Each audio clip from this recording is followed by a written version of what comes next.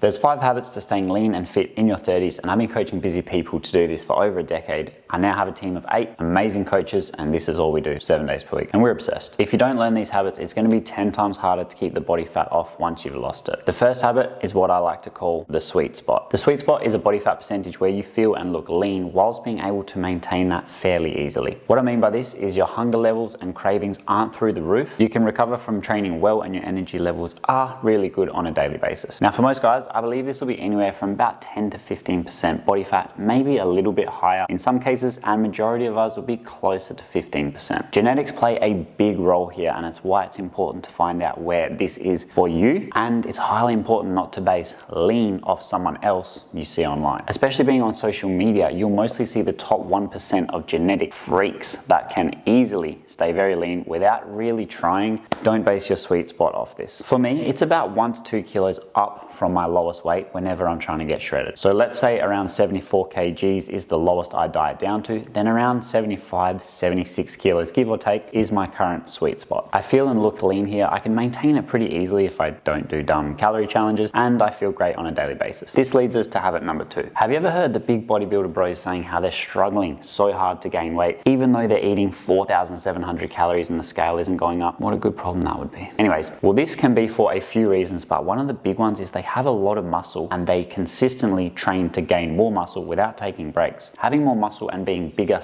/ heavier allows you to eat more food and maintain your weight and body fat levels on higher calories. And this makes staying lean much easier, and it also makes it easier to travel, go on holidays, attend social events without stacking on body fat, which we'll cover more about soon. So habit number 2 is to train for muscle gain without taking months off. There will be ebbs and flows in your motivation to train, so making it a habit to weight train when you don't want to or don't feel motivated is the key. Then on the months you are feeling super motivated, you just lean into this even more and you can train even harder. AKA take advantage of the incline in motivation and then just cruise when you don't really feel like doing it. And this is where making that a habit to train consistently becomes key. The third habit is something I've been doing for a long time without really noticing. Staying lean, of course, revolves heavily around your eating and nutrition habits. So finding something that works for you and isn't tedious is the key. For me, I like to backload a fair chunk of my calories and save them for dinner and dessert. Some people prefer to front load more calories and have a heavier breakfast to help keep them full and satiated. Finding what works best for you and trialing different methods is the way to go. I know that my morning always kicks off with a coffee, can never skip that, and that helps suppress my appetite, keeps me feeling full and also fairly sharp so I can get some work done. Then calories slowly get higher as the day goes on, usually leave myself around 1,000 calories, maybe a tiny bit more for dinner and dessert. For me, this is what helps me stay on track with my daily intake. And if you're like me, I'm a big foodie. I've tried tons of times to just eat clean, but it always ends up in me binge eating and just having a pretty shitty relationship with food and my body goals all around. This way, I'm able to have dessert every night. I can eat my favorite foods on a daily basis while being able to maintain the body I want and feel confident in year round. Now, it may take some trial and error and a bit of time to gauge how many calories you need to eat each day, but once you got it down packed, you don't need to track everything and weigh everything out forever. And this leads us nicely into habit number 4. Eating out, going on holidays and social events is probably the biggest reason why a lot of people struggle to stay lean. Now, to be brutally honest, the more you do these things, the harder it may be, but it doesn't mean you can't or you should stop going on holidays, going to social events and traveling. So making this work for your lifestyle is the key. The first rule I follow for this is don't have monster cheat meals, especially cheat days. English is just not my strong suit. I used to save myself for the weekend and just go ham on food. And all this did was make it impossible to stay lean, fucked my relationship with food, and took quite a while to undo.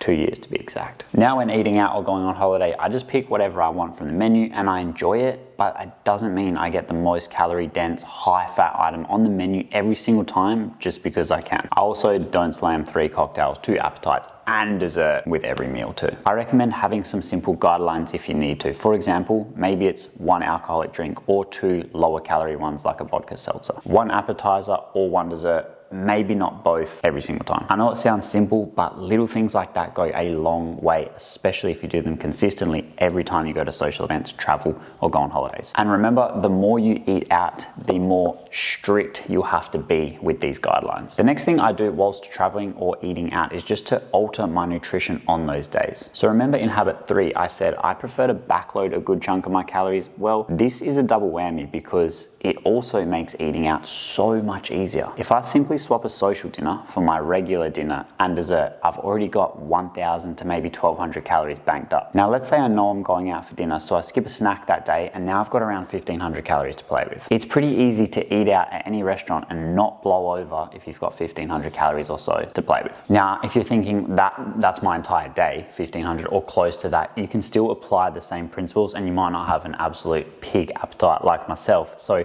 if your dinner's usually 600, maybe your dessert's 200, just that right there is 800. And then maybe you take a little 100-calorie snack out of the day, you still got 900 calories to play with for your social meal. And as long as you stick within those rough guidelines you've set yourself, you'll be totally sweet. And this leads nicely to habit number 5. There's two sides of the coin to energy balance, and often the output side is forgotten. Staying lean becomes a lot easier when you can eat more. So the more active you are in general, the more you can eat. The first 5 to 6 years of my PT career, I worked in the gym and I was doing anywhere from 40 to 60 PT sessions a week. Now that's a shitload of daily steps, and just being on your feet, being interactive and moving all day, you're gonna burn a ton of calories. When I transitioned into online coaching and then fully online, I'm now sitting at my desk 7 days a week. I quickly realized how much my daily step count actually helped me stay lean. My rule now is just a simple step target of about 10K every day. This forces me to get up and move more, go for morning and arvo walks, and when I do travel, I double down on this rule and this habit, and that helps offset some of those extra calories that I eat when traveling. And an extreme example of my point to really drive this home is one of the coaches on my team, Coach Kerry. She's in her 50s, she's female, she only weighs about 50 to 53 kg, so her calories should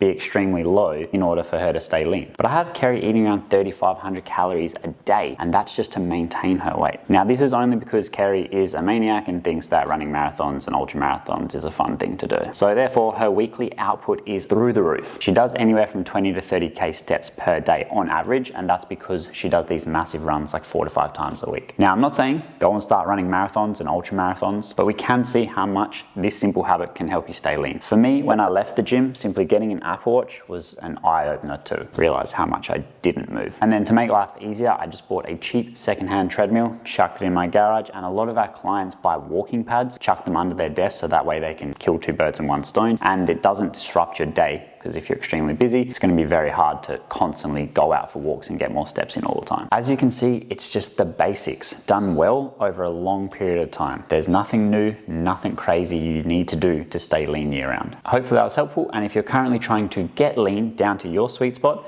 then watch this video next, as that will help a ton.